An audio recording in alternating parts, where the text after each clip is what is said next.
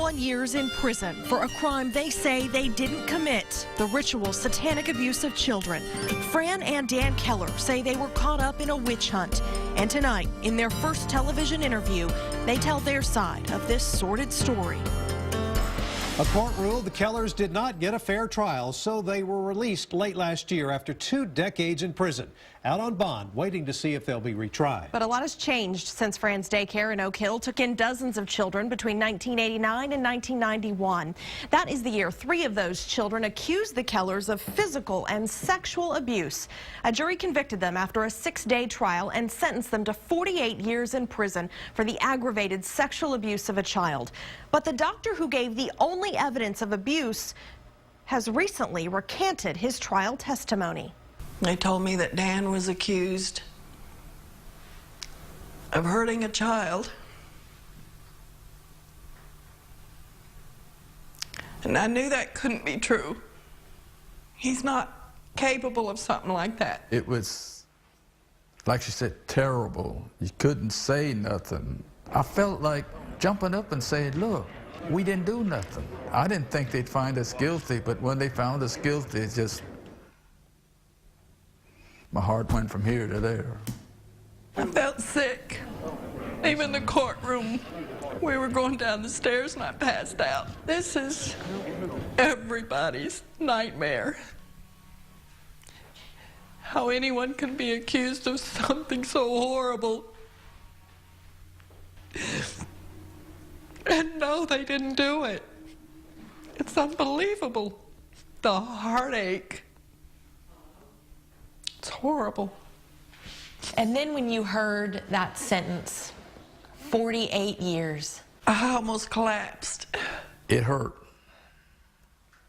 And then after that, we left the courtroom and going back to the jail in that kind of like a hallway, Fran collapsed. And what really hurt, I couldn't go up to her.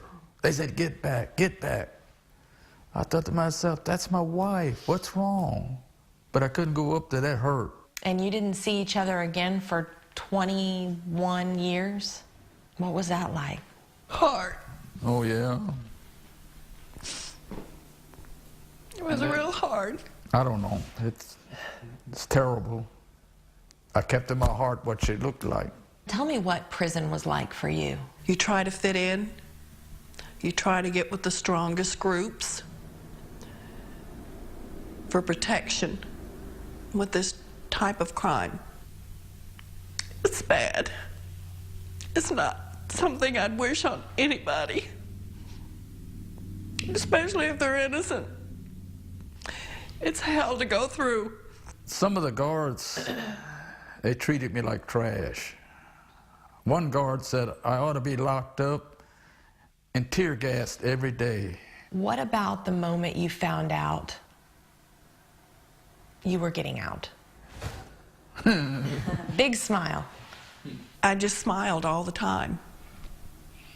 I just kept smiling. And then everybody knew. You're leaving, aren't you? I said, yes, yes. They pointed to me and tears came from my eyes and I was happy. I got out just before him. So what was that like? When you first got out, she was there. Man, I saw Fran and my heart lit up. Are you angry? I'm angry at the judicial system, how people hide evidence, how the juries don't listen, trash science, people that aren't experts, and all this put together. I'm angry at the system. I think it's fair to ask for a normal life because we've been through hell and back, and it's not right. Want it to be over too so we can go on with our lives. Hope it's soon. I hope it's soon.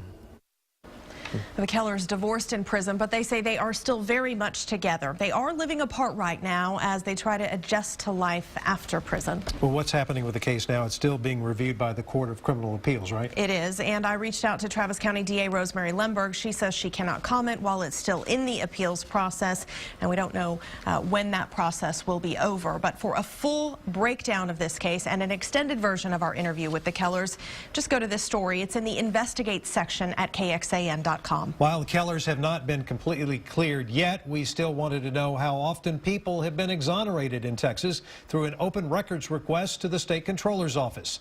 We learned in the last 2 decades, Texas has exonerated 94 people and paid out $64.6 million of your tax dollars to exonerees.